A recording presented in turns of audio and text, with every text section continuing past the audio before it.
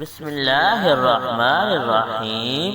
ہمارے چینل کو دیکھنے اور سننے والوں محترم بہنوں اور بھائیوں، السلام علیکم ورحمۃ اللہ وبرکاتہ۔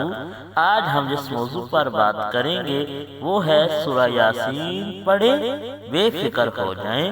سورہ یاسین پڑھنے کے بے شمار فوائد ہیں۔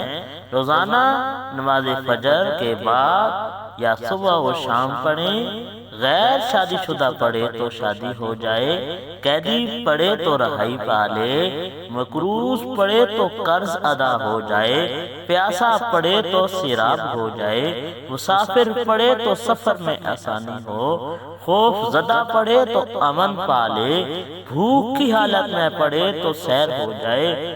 اس کے پڑھنے سے اچھا لباس ملتا ہے۔